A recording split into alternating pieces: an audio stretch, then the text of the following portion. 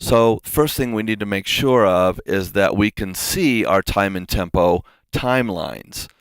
Now, from prior discussions, you also know that you can click on this button right here and it will enable you to also add or remove timeline or conductor-based rulers. And that's a little easier than going up to the View tab. And this button here is called the Ruler View Selector. So you can click on the Ruler View Selector and make the particular selections you want to make sure that you're seeing the rulers that you need to. Now we have our tempo and meter rulers enabled in our session, so we can talk a little bit more about adding tempo and meter changes in Pro Tools. There are a number of ways to enter meter change in Pro Tools. The first way is one that you are already familiar with from prior lessons. That's just clicking on the Add Meter Change button right here in the meter timeline. And then you can select the location where you want that tempo change and the meter that you would like, as well as if you want the click to remain at quarter notes or maybe go to eighth notes or 16th notes. So that's where you can choose that. Also, if you double click on it, you can change or reopen that edit window. So say you made a mistake, you want to go to measure 4 is where that tempo change needs to occur. You can double click on it. You can also double click on the meter up here in your edit toolbar and it'll open your meter change dialog box as well. You can also add a meter change via the shortcut, which is Control, modifier key, and clicking anywhere in the meter timeline or in the meter ruler. You can see that we can add a variety of tempo changes or meter changes, excuse me, by using that shortcut. And you could also use the Option key to delete them. Option key deletes the meter changes and the Control key adds them.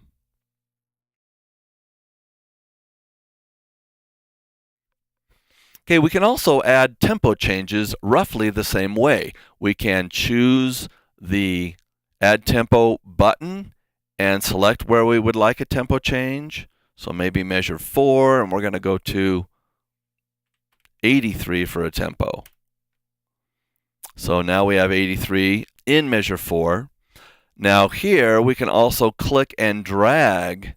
Can't do that with the meter changes, but we can with the tempo changes. We can click and drag where our tempo change is occurring. We can also double click on it as well and reassign or change our tempo change data. We can also use the modifier keys, so Option to delete and or Control to add a new tempo change. So 53 at measure 6, and then we'll delete it using the Option key.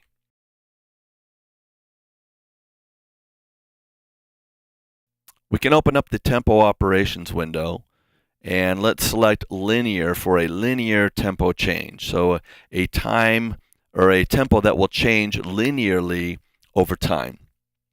So there are a variety of options here: constant, linear, parabolic, etc. We're just going to deal with linear in this particular lesson.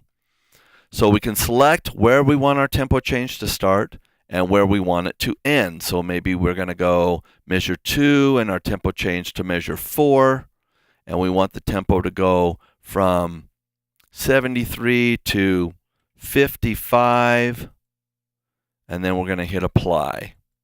And you can see up here, we click this disclosure triangle, you can see our tempo change now. It's gone from 73 to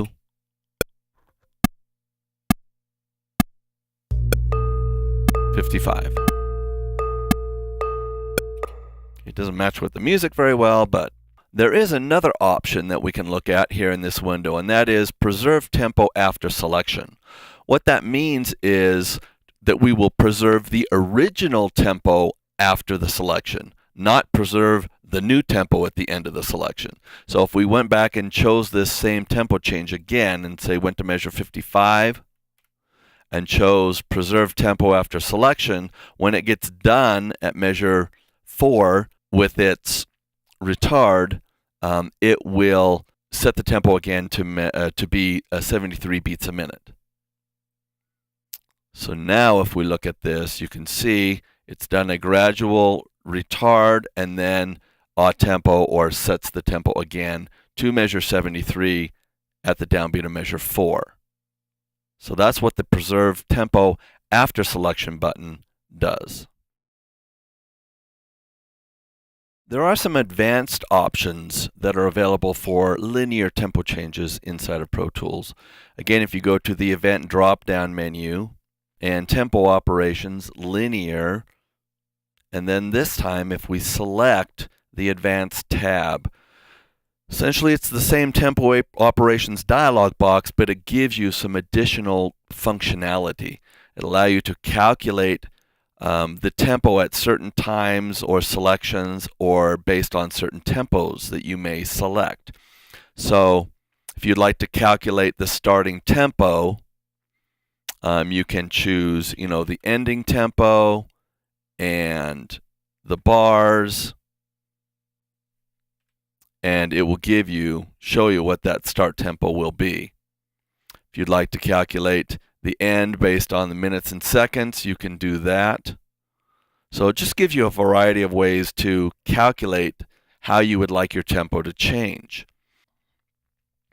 The density just tells you how often there will be a tempo change. So every 50 milliseconds, if I change this to every 250 milliseconds, you can see that there are fewer of them. Or if I change it to every quarter note, there will be fewer tempo changes.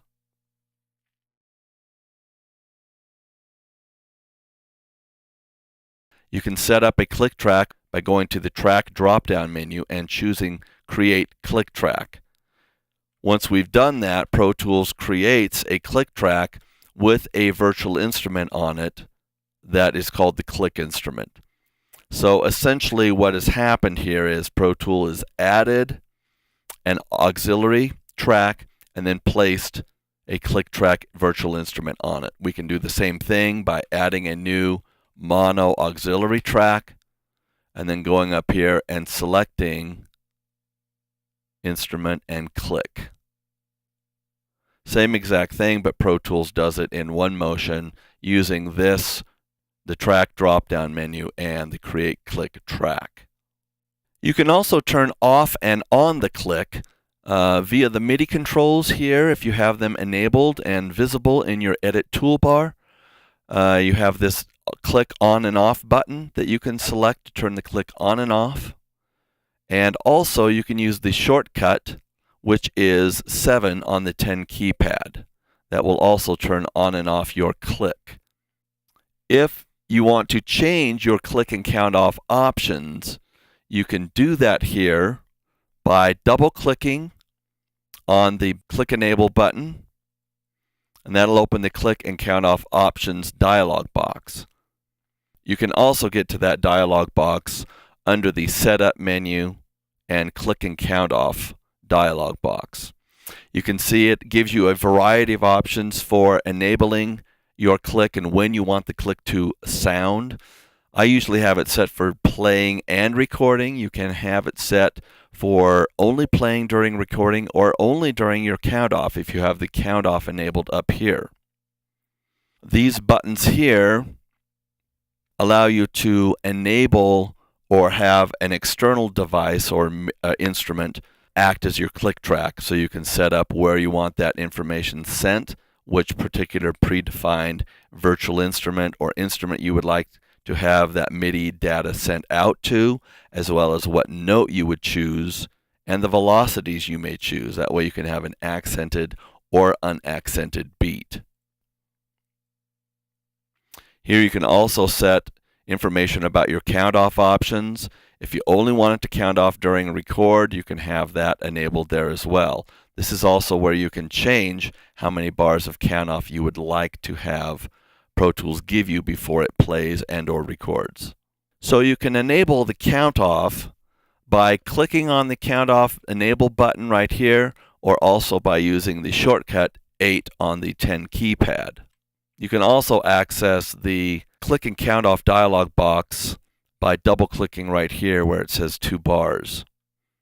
So 2 ways you can get to it: clicking there or double clicking there, and double clicking on the actual metronome button itself.